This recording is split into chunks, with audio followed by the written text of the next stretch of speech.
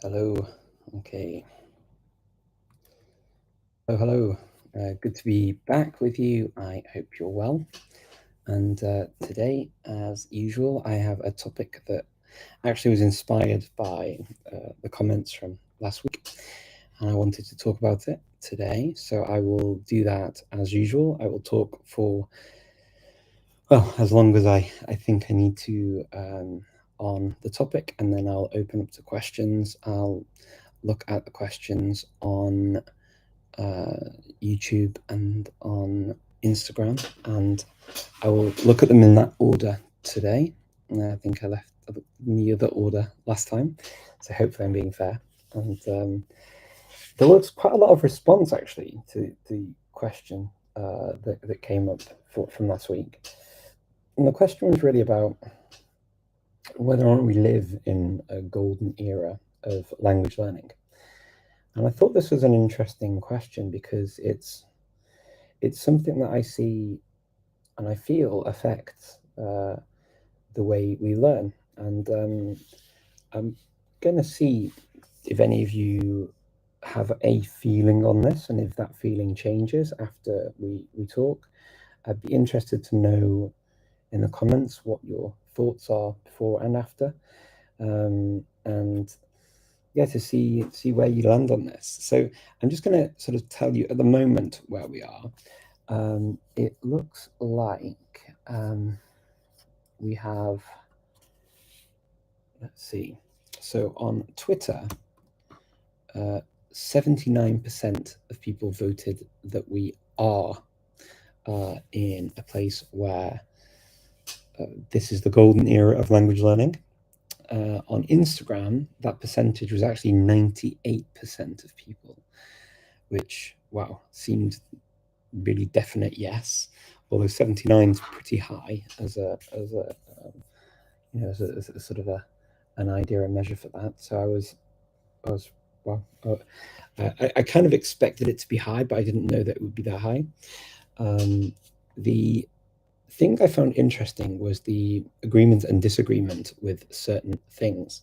So many people talked about obviously what's going on in the world. So at the moment we are what's the question from the poll? Oh, the question from the poll was whether or not we're in the golden era of language learning. Is this the golden era of or golden age of language learning? Is this the best time basically to be learning languages, or was there a better time? And the interesting thing, I think, is that people have very different opinions on a few of the premises about the whole topic. So some of you talked about, the use of technology and how that has been a huge factor in ability to get access to language learning materials, to practice languages with different people around the world, including speakers of the language, including other learners of the language, and all of that, which I think is absolutely valid.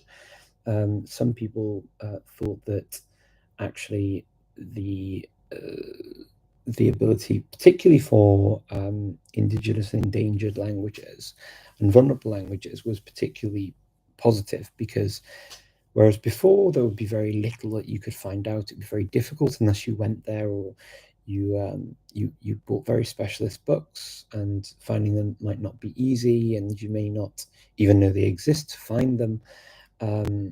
Whereas nowadays you can research things way more easily, so there's more information at our fingertips. That came up as a thing. Some people disagreed and thought that we would actually become more integrated with technology in the future, perhaps. So maybe now is not the golden era, maybe it might come yet. So there were thoughts that way as well, that maybe there'd be more integration at home with people learning more languages, that becoming more normal, more normalized, with even robots speaking different languages in the house. So there could be something in the future that would take it to the next level again. And I think that that's also possible. There can be a lot of things that come in the future that change things even more. And I thought that was a really interesting idea, that we often think we're in sort of a good place or the best place. But we never know, and it's interesting to hear somebody thinking about the future and how that actually could be better and brighter. We often hear about the future being a bit of a scary thing, so I actually find that quite positive that somebody thinks that.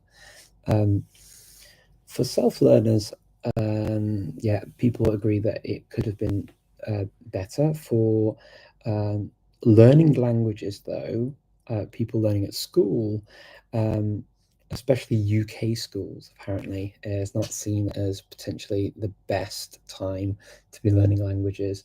I think this is a lot to do with politics as well. So, we think about technology, but actually what's going on in the world and where are we with languages? A number of people picked up that English seems to be very dominant, and people often think that speaking English as their next language is really important. And I absolutely take that on board as well. So there is an expectation, I think, that has grown, that where more and more people see if you don't speak the language, then obviously English is the next step.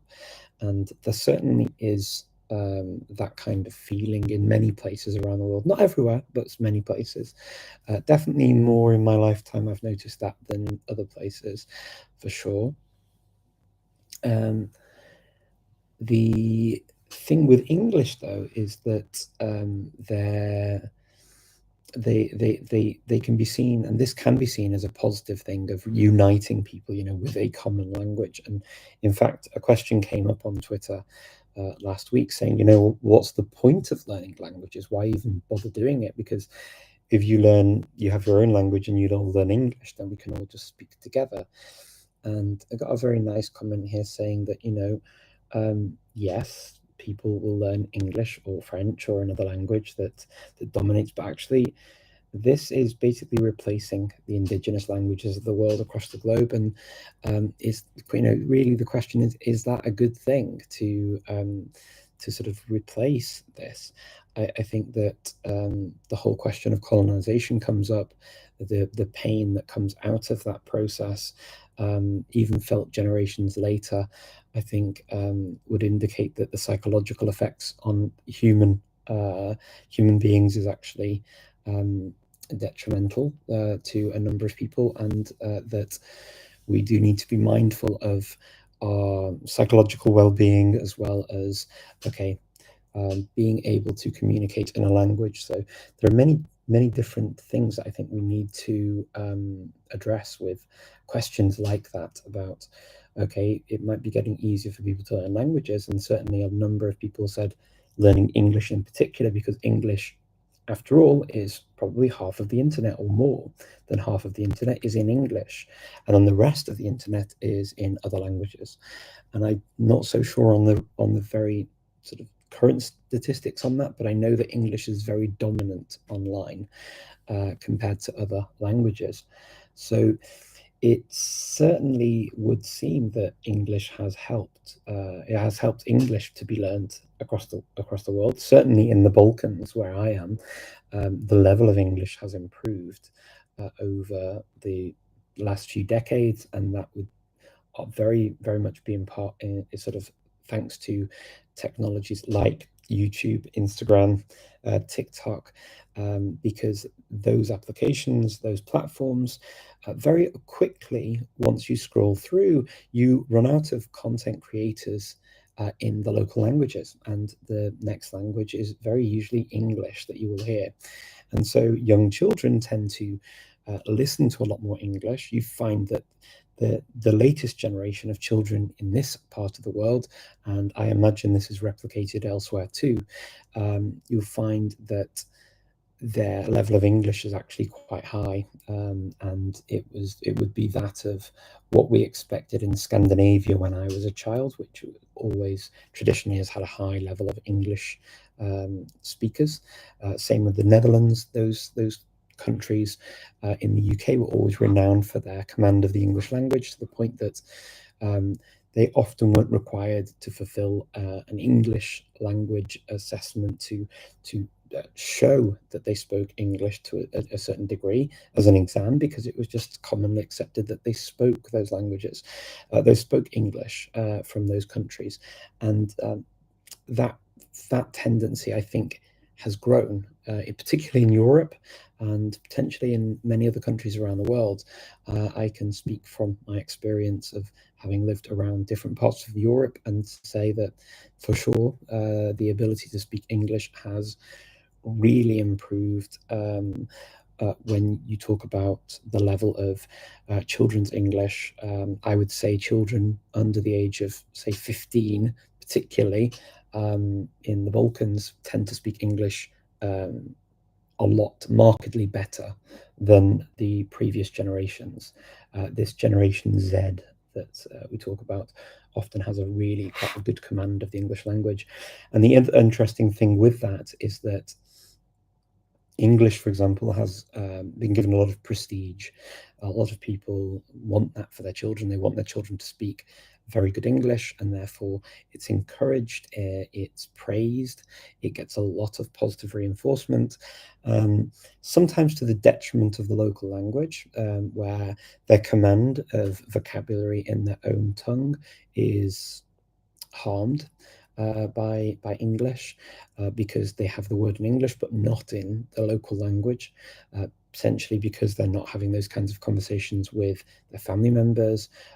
Maybe at school they kind of gloss over it or they don't use it, then outside they use more English. But for sure, I think a number of the comments about English would be certainly something that would ring true for me with my experience of observing people's ability to communicate in local languages versus English as an international dominant language. And I certainly think that there are pluses and minuses with that. Obviously, for when people travel, having a lingua franca, having a language that is commonly usable across the globe, that for whatever reason has gained an apolitical and a kind of neutrality in many countries in the world. English has enjoyed a kind of a thing that the French has not. So French has commonly always been stigmatized in that way, of as a lingua franca to enjoy a kind of an apolitical or a neutral status in the way that English, I think, has. So it does have the ability to unite, but what it also has the ability to is break down ability in local languages, and also the tendency to learn other languages instead. So it would be very much on that wavelength. I'm seeing in some of the comments of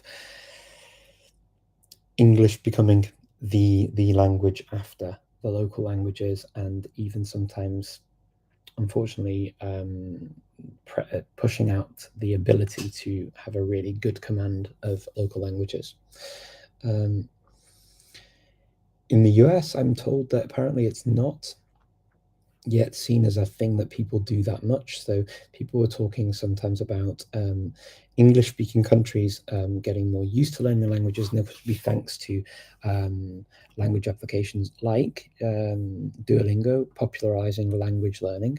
And I think that's actually one thing I agree is very very good and very positive about applications like Duolingo, where it's gained popularity for learning many different tongues, and I quite like that those kinds of things now exist. It makes language learning less niche, less of a kind of a space where just a certain type of person would learn.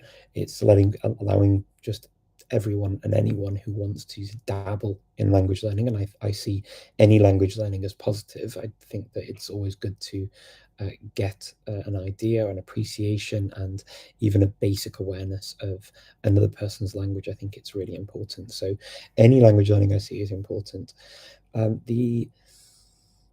So there does seem to be a consensus that there is a bit of a tide change on that, and There are questions as well about what actually the idea of a golden age means. Well, the idea of a golden age, to my mind, is, are we now at a better place at the pinnacle of language learning compared to the past? So taking on new technologies, as many of you have seen, is clearly important, because that's one of the main ways where people are learning languages compared to in the past, where people just had access to books. People couldn't use or get access to language resources as easily, and now they can, thanks to the internet.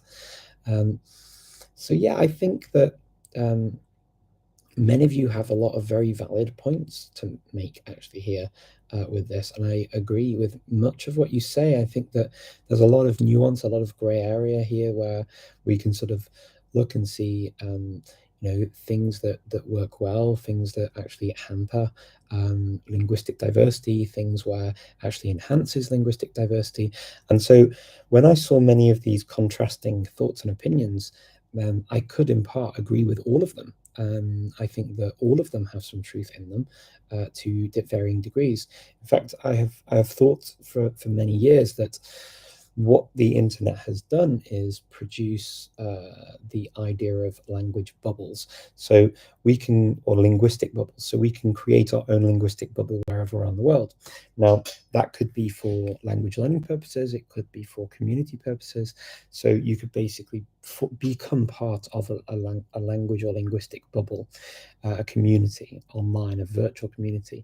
And I think that's generally a good thing, because if you're learning a language and you want access to the language, you want to practice language, it gives you access to it. The other thing that it does is it means that if people move away from a community, it doesn't necessarily mean that the community dies.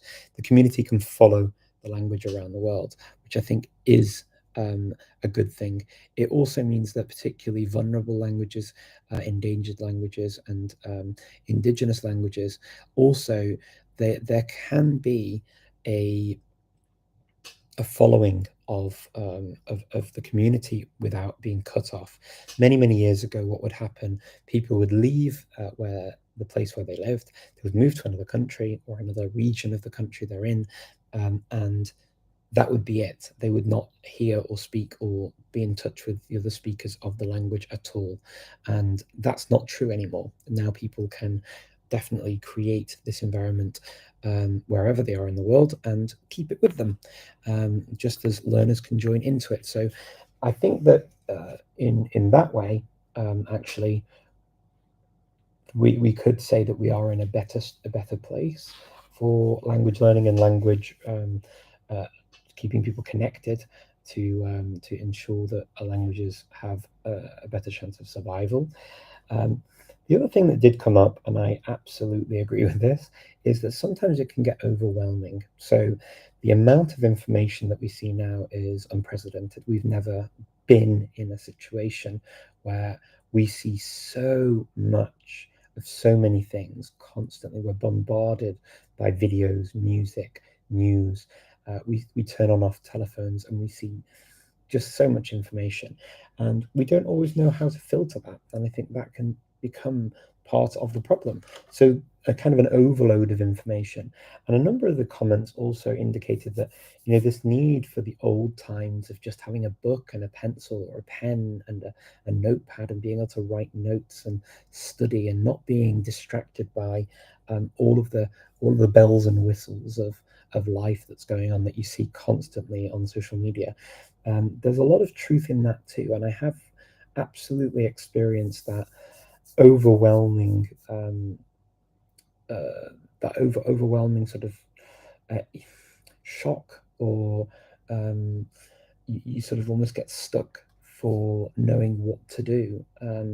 And I do think that can be problematic, and I do think that sometimes we need to learn quite often how to filter out and filter in the things that filter out things that are not good for us, and filter out the things that are good for us on the language learning journey, but also to keep us focused on something.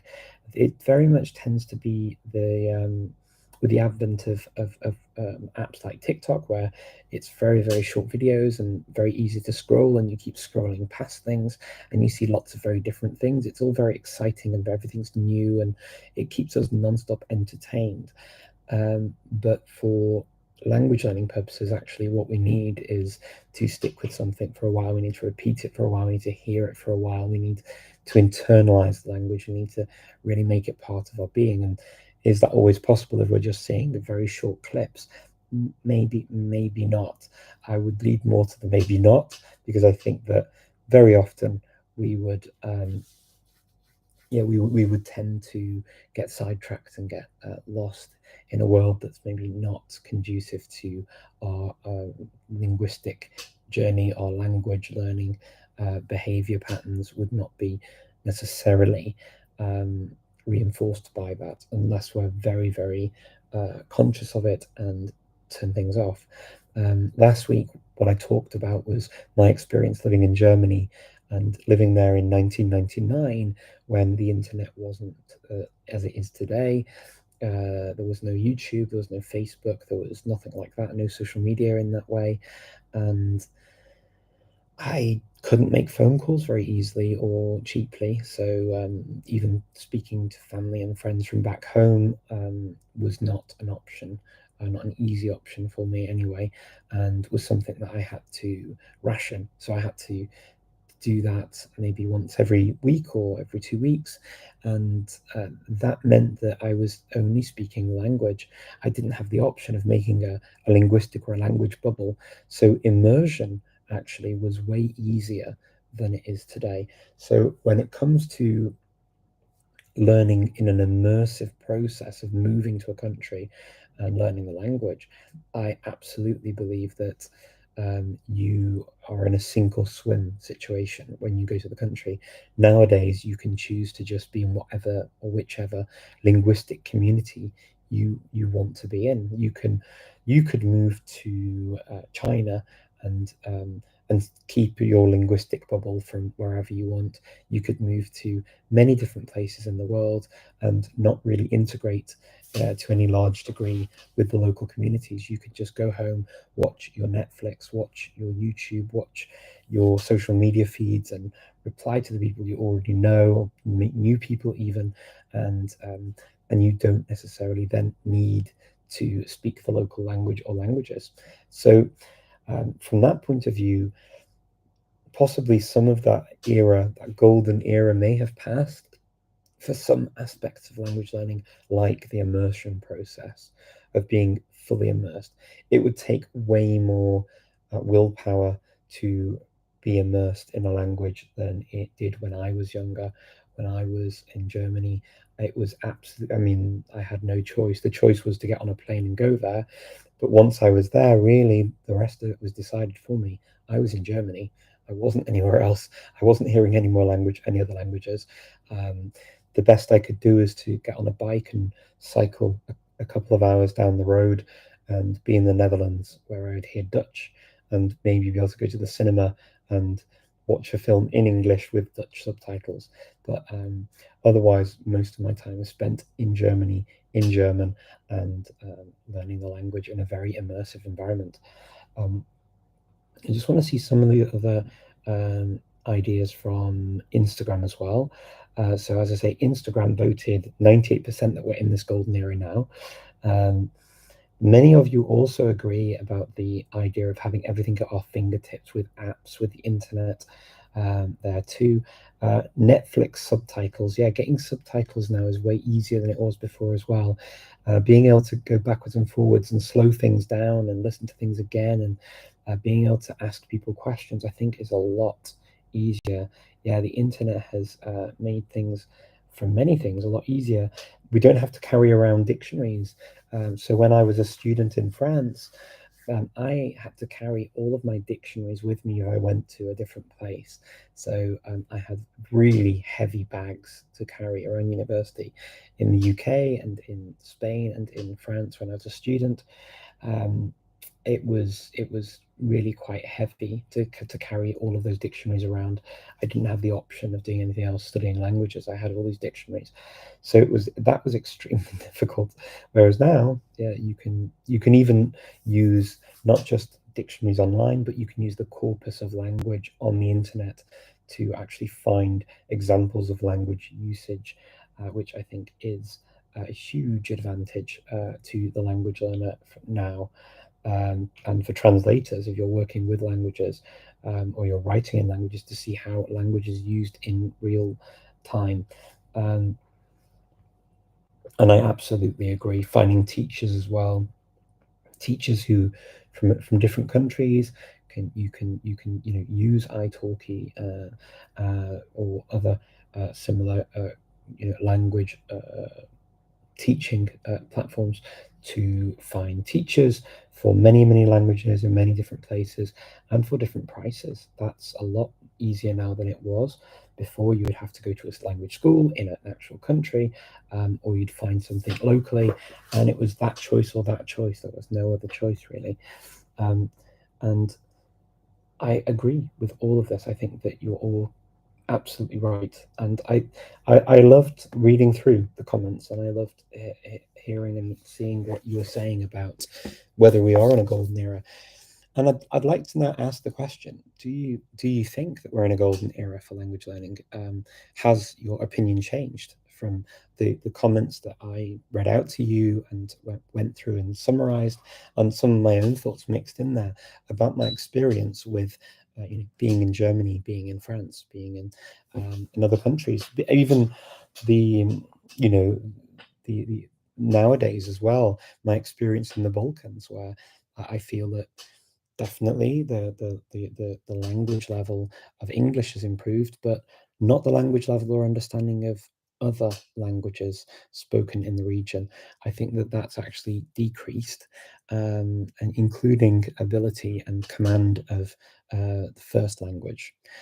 So I would be interested to know what your thoughts are on that. I would definitely like to see if you've experienced anything like that too, and yet what you think you would like to add to it. Unfortunately, I can't see anything happening on YouTube. I don't know why. I'm going to try to refresh it and see if it works. 1 second. I don't know if this will. For some strange reason, just a second. I'm going to see if this will work. Otherwise, I'm not sure what will happen. I don't see any comments on YouTube at all, which is so deeply frustrating because you all write such lovely things. I can see that you're liking the video and watching the video, so please do continue to like and watch the video. I will just see if I can do something to improve this. I'm not sure it's going to do anything or if it will ruin it.